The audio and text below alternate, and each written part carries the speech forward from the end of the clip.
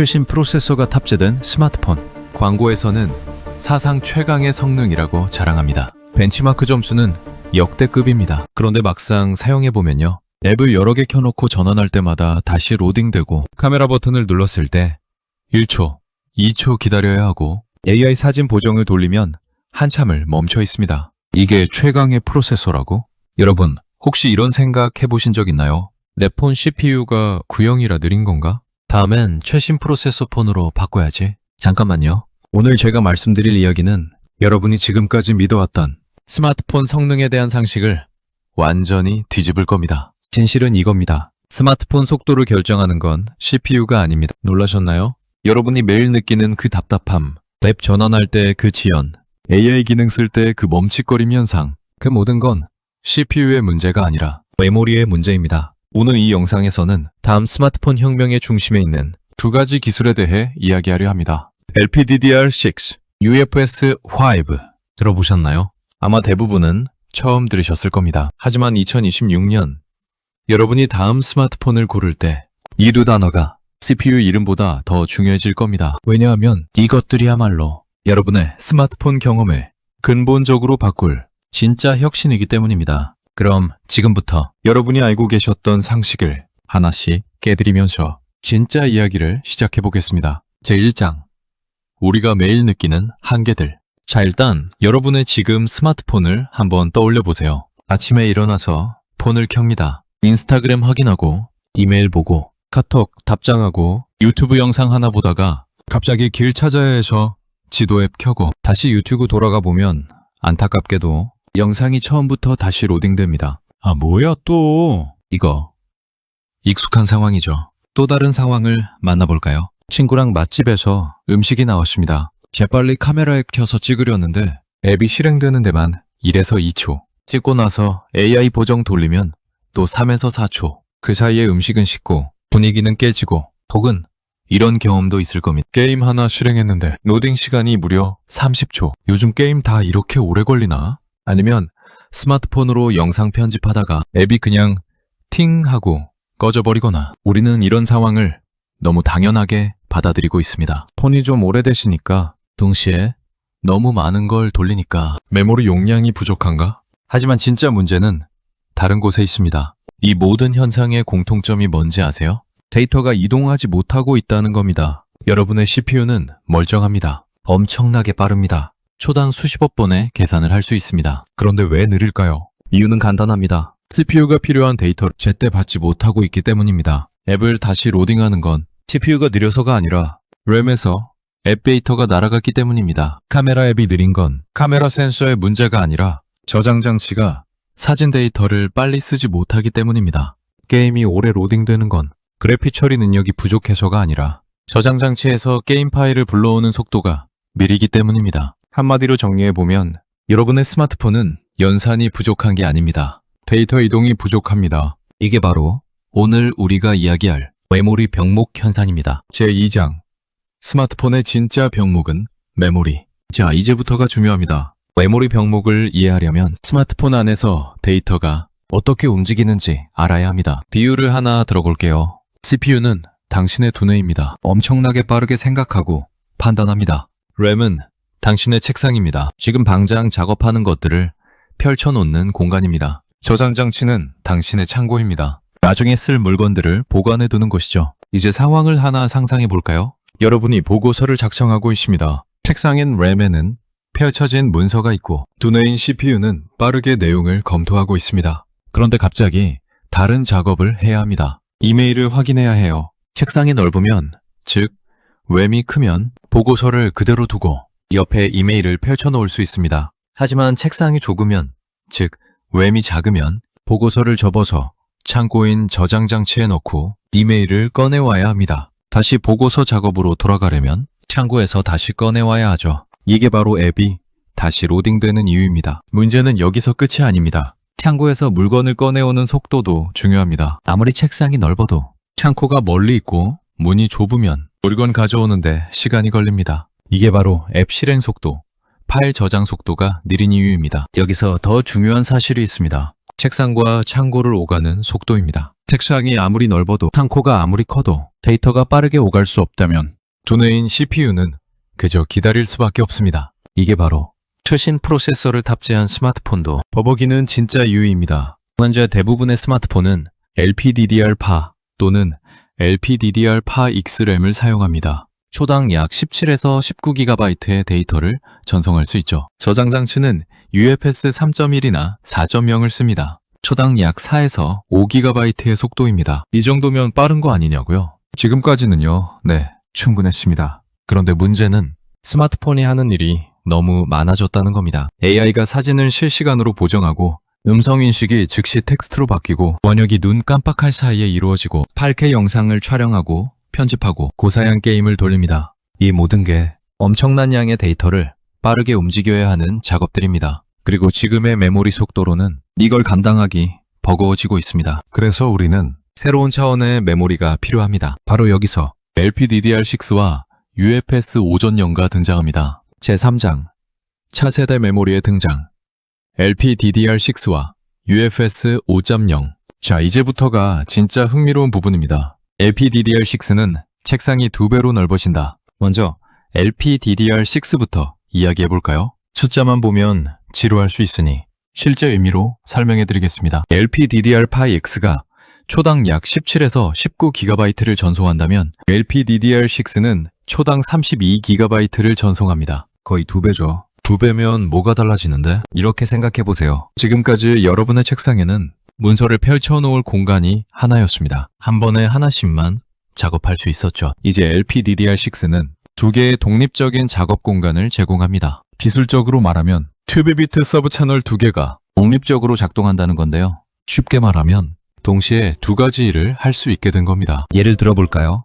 여러분이 유튜브로 영상을 보면서 동시에 사진을 편집하고 있습니다. LPDDR5X에서는 이 두 작업이 같은 통로를 공유해야 했습니다. 영상 데이터와 사진 데이터가 번갈아가며 이동했죠. LPDDR6에서는 각자 다른 통로를 씁니다. 영상은 영상대로, 사진은 사진대로 동시에 처리됩니다. 병목이 사라집니다. 더 중요한 건 전력 효율입니다. LPDDR6는 LPDDR5에 비해 전력 소비가 약 21% 줄어듭니다. 왜 중요할까요? 메모리는 항상 작동하고 있습니다. 화면이 꺼져 있어도 백그라운드 앱들은 계속 램을 씁니다. 전력 소비가 21% 줄어든다는 건 배터리 수명이 몇 시간 더 늘어날 수 있다는 의미입니다. 게다가 발열도 줄어듭니다. 폰이 뜨거워지는 주요 원인 중 하나가 바로 메모리에서 발생하는 열이거든요. UFS 5.0의 창고문이 2배로 넓어진다. 이제 저장 장치 이야기를 해볼까요? UFS 4.0이 초당 약 5.8GB를 전송한다면 UFS 5.0은 초당 10.8GB를 전송합니다. 이것도 거의 2배입니다. 체감이 안 되시나요? 구체적인 예를 들어보겠습니다. 8K 영상 하나의 용량이 약 1GB라고 치죠. UFS 4.0에서는 이 영상을 저장하는데 약 0.17초가 걸립니다. UFS 5.0에서는 약 0.09초면 됩니다. 0.08초 차이면 별로 아니잖아. 하나만 저장할 때면요. 하지만 여러분이 여행 가서 30개의 8K 영상을 찍었다면 UFS 4.0은 약 5.1초, UFS 5.0은 약 2.7초, 2.4초가 단축됩니다. 여기서 더 중요한 건 쓰기 속도가 아니라 읽기 속도입니다. 앱을 실행할 때, 게임을 로딩할 때, 사진을 불러올 때 모두 저장 장치에서 데이터를 읽어오는 작업입니다. UFS 5.0은 이 읽기 속도를 극적으로 향상시킵니다. 게임 로딩 시간이 30초에서 15초로 줄어들고 카메라 앱이 0.5초 만에 실행되고 고해상도 사진 1000장을 스크롤할 때 끊김없이 부드럽게 넘어갑니다. 그리고 UFS 5.0에는 몇 가지 흥미로운 기술이 추가됩니다. 인라인 해싱이라는 기능은 데이터 무결성을 하드웨어 레벨에서 검증합니다. 파일이 손상되거나 변조될 위험이 줄어드는 거죠. Integrated Link Equalization은 신호 안정성을 높여줍니다. 데이터를 빠르게 전송할수록 에러가 생길 확률이 높은데 이 기술이 그걸 방지해줍니다. 두 기술이 만나면 무슨 일이 벌어질까? 여기서 가장 중요한 포인트를 짚고 가겠습니다. LPDDR6와 UFS 5.0은 따로 작동하는 게 아닙니다. 하나의 시스템처럼 협력합니다. 예를 들어 봅시다. 여러분이 AI 사진 편집 기능을 사용합니다. 저장 장치 UFS 5.0에서 사진을 빠르게 불러옵니다. 램인 LPDDR6에 사진 데이터가 로드됩니다. CPU가 AI 모델을 실행하는데 이때 필요한 모델 데이터도 램에 있습니다. 처리된 결과를 다시 저장 장치에 빠르게 씁니다. 이 전체 과정이 단 1초에서 2초 안에 끝납니다. 지금은 5초에서 10초 걸리는 작업이요. 이게 바로 차세대 메모리가 가져올 진짜 변화입니다. 제4장. 왜 AI 시대에 메모리가 핵심인가? 자, 이쯤에서 질문 하나 던져보겠습니다. 왜 하필 지금 메모리가 중요해진 걸까요? 답은 간단합니다. AI 때문입니다. 하지만 여기서 말하는 AI는 여러분이 웹사이트에서 쓰는 챗 GPT 같은 게 아닙니다. 우리가 이야기하는 건 온디바이스 AI입니다. 클라우드 AI vs 온디바이스 AI. 차이가 뭘까요? 클라우드 AI는 여러분의 요청을 서버로 보내서 그곳에서 처리한 뒤 결과를 다시 받아옵니다. 챗 GPT가 이렇게 작동하죠. 장점, 엄청 똑똑합니다. 단점, 인터넷이 필요하고 느립니다. 온디바이스 AI는 여러분의 스마트폰 안에서 모든 처리가 이루어집니다. 인터넷 연결이 필요 없고 개인정보도 폰 밖으로 나가지 않으며 무엇보다 빠릅니다. 그런데 문제가 하나 있습니다. 온디바이스 AI는 메모리를 엄청나게 많이 먹습니다. AI 모델이 어떻게 작동하는지 간단히 설명해 드릴게요. AI는 수십억 개의 파라미터로 이루어져 있습니다. 쉽게 말하면 학습된 지식 조각들이죠. 작은 AI 모델 70억 파라미터급만 해도 메모리에 로드하는데 최소 8GB의 램이 필요합니다. INT4 양자화, 즉 압축을 적용해도 약 2에서 3GB는 필요하죠. 여기에 기본 OS와 앱들이 4에서 5GB를 쓰고 있다면 총 12GB 이상의 램이 필요합니다. 그런데 램 용량만 크다고 되는 게 아닙니다. 속도가 더 중요합니다. 왜냐하면 AI는 끊임없이 데이터를 주고받기 때문입니다. 예를 들어볼까요? 여러분이 나 어제 뭐 먹었지? 라고 묻습니다. 온디바이스 AI는 음성을 텍스트로 변환해서 메모리에서 음성인식 모델 로드, 질문은 이해하며 언어 모델에서 의미 파악, 사진 앱에서 어제 찍은 음식 사진 검색으로 이미지 인식 모델 로드, 결과를 음성으로 답변하며 음성 합성 모델 로드. 이 모든 과정이 1에서 2초 안에 이루어져야 합니다. 메모리가 느리면 모델을 로드하는 데만 수초가 걸리고 데이터를 처리하는데 또 수초가 걸립니다. 결국 10초, 20초가 걸리는 거죠. AI가 똑똑해도 답답해집니다. 실제 사례들로 구체적인 예를 더 들어볼까요? 실시간 사진 보정. 여러분이 인스타그램에 사진을 올립니다. AI가 자동으로 배경을 흐리게 하고 피부톤을 보정하고 조명을 조절합니다. LPDDR5X 환경 3에서 5초, LPDDR6 환경 2초 이내, 음성 인식 및 번역, 외국인과 대화하는데 실시간 통역이 필요합니다. LPDDR5X 환경에서 말 끝나고 2에서 3초 후 번역, LPDDR6 환경은 거의 동시 통역 수준으로 예측 입력, 문자 메시지를 쓰는데 AI가 다음 단어를 예측해줍니다. LPDDR5X 환경은 타이핑 속도를 따라오지 못함.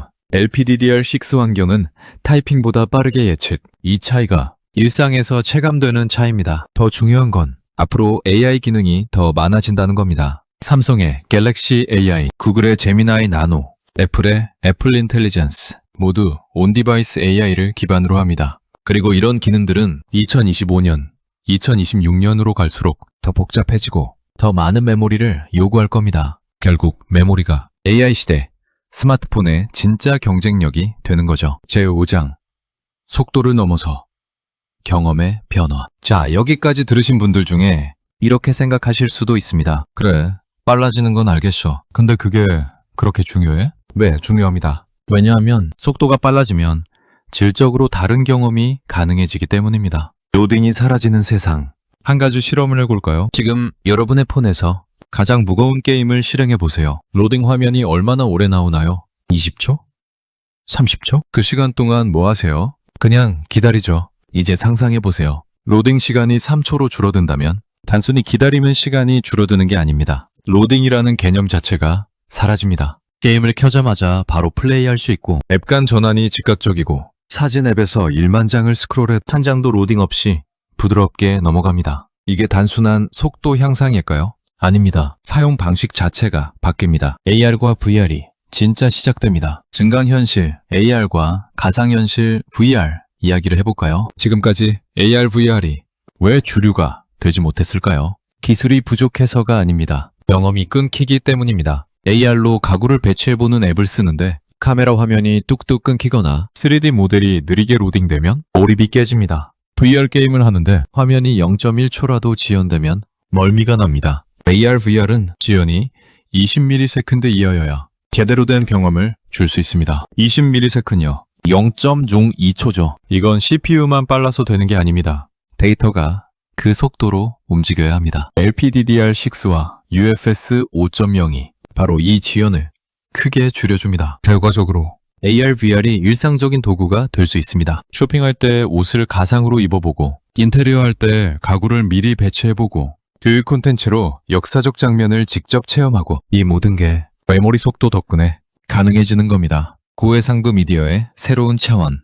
요즘 스마트폰으로 8K 영상을 찍을 수 있죠? 그런데 8K 영상을 바로 편집해 본 적 있으세요? 아마 폰이 버벅거렸을 겁니다. 이유가 뭘까요? 8K 영상 1초는 약 100MB의 데이터입니다. 10초 영상이면 1GB죠. 이걸 편집한다는 건 1GB의 데이터를 실시간으로 읽고 처리하고 쓰는 겁니다. UFS 4.0에서는 버거운 작업입니다. UFS 5.0에서는 문제없이 돌아갑니다. 스마트폰이 진짜 창작 도구가 됩니다. 유튜버들이 편집을 위해 영상을 PC로 옮길 필요가 없어지고, 사진작가들이 로 파일을 폰에서 바로 보정하고, 음악가들이 고음질 녹음과 믹싱을 폰에서 끝낼 수 있습니다. 전력 효율이 가져오는 지속 가능성. 마지막으로 간과하기 쉬운 부분, 전력 효율. LPDDR6는 LPDDR4 대비 21% 전력을 덜 씁니다. UFS 5.0도 UFS 4.0보다 효율적입니다. 21%면 별로 아닌데? 아닙니다. 배터리 수명이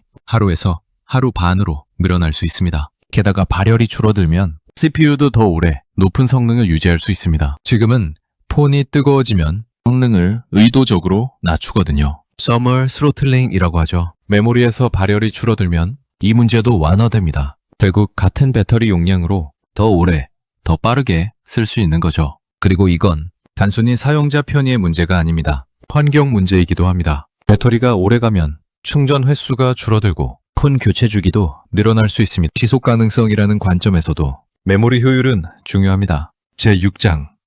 앞으로의 스마트폰은 어떻게 달라질까? 그럼 이제 가장 현실적인 질문을 해보죠. LPDDR6와 UFS 5.0 언제 내 폰에 들어올까? 2026년 플래그십부터 시작. 현재 업계 전망을 보면 2026년 하반기부터 본격적으로 적용될 것 같습니다. 삼성 갤럭시 S26 울트라, 샤오미 16 울트라, 원플러스, 온데시 프로 이런 플래그십 기기들이 먼저 채택할 겁니다. 왜 플래그십부터일까요? 비용 때문입니다. LPDDR6와 UFS 5.0은 최신 기술이기 때문에 현재로서는 제조 비용이 높습니다. 중저가 폰에 들어가려면 2021년에서 2028년은 되어야 할 것 같습니다. 하지만 중요한 건 플래그십 기기들이 기준을 만든다는 겁니다. 프로세서 선택보다 메모리 선택. 지금까지 스마트폰을 고를 때 우리는 이렇게 물었습니다. 이 폰 CPU 뭐야? 스냅드래곤 8젠 몇이야? 2026년부터 이렇게 물어야 할 겁니다. 이 폰 메모리 뭐야?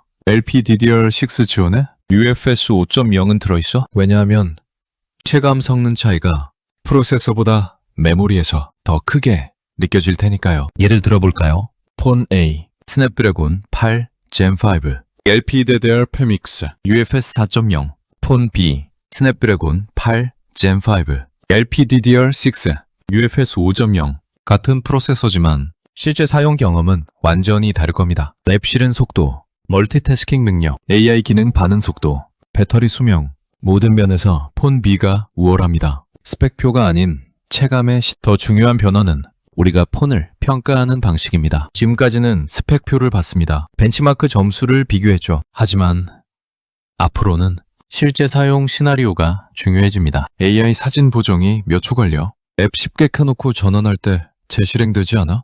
4K 영상 편집이 끊김없이 돼? 이런 질문들이 스마트폰 성능을 평가하는 새로운 기준이 될 겁니다. 그리고 이 질문들의 답은 대부분 메모리에 달려 있습니다. 새로운 사용 방식의 등장, 메모리가 빨라지면 지금은 상상하기 힘든 새로운 기능들도 나올 겁니다. 예를 들어 완전한 멀티태스킹, 화면을 4분할해서 동시에 4개 앱을 쓸 수 있습니다. 각 앱이 독립적으로 부드럽게 돌아가죠. 실시간 AI 비서, 항상 켜져 있으면서 여러분이 하는 모든 일을 보조합니다. 이메일 쓸 때 자동으로 문장을 다듬고 의견을 확인하고 추천해주고 사진을 찍으면 즉시 분류하고 태그를 달아줍니다. 초고해상도 라이브 스트리밍 8K 화질로 실시간 방송을 할 수 있습니다. 동시에 채팅을 확인하고 화면에 효과를 넣고 녹화까지 동시에 이런 것들이 메모리 병목이 사라지면서 가능해집니다. 에필로그 다음 스마트폰을 선택하는 새로운 기준. 자, 이제 처음으로 돌아가 볼까요? 우리는 이렇게 시작했습니다. 스마트폰 속도는 CPU가 결정한다는 통념을 깨는 것으로. 지금까지의 이야기를 정리하면 진짜 병목은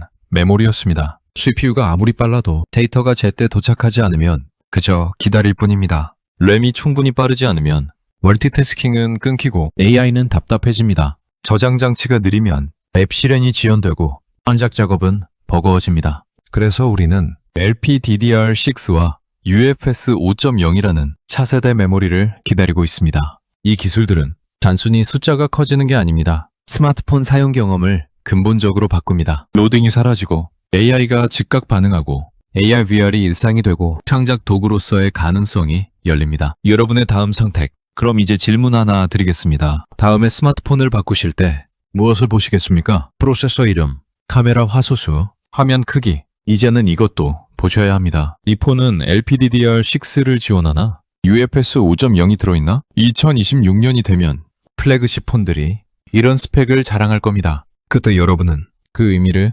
정확히 아실 겁니다. 단순히 빠른 메모리가 아니라 질적으로 다른 경험을 제공하는 기술이라는 걸요. 마지막 메시지로 오늘 이 영상을 만든 이유는 여러분이 현명한 선택을 하시길 바라서입니다. 광고는 언제나 화려합니다. 최강 프로세서, 혁신적인 AI, 사상 최고의 성능. 하지만 실제로 중요한 건 그 안에서 데이터가 얼마나 빠르게 움직이느냐입니다. 메모리가 그 핵심입니다. 다음 스마트폰 혁명은 CPU가 아니라 메모리에서 시작됩니다. LPDDR6, UFS 5.0 이 두 단어를 기억하세요. 여러분의 다음 스마트폰을 선택하는 진짜 기준이 될 겁니다. 그리고 그 선택이 앞으로 3년에서 4년간 여러분의 모바일 경험을 완전히 달라지게 만들 것입니다. 감사합니다.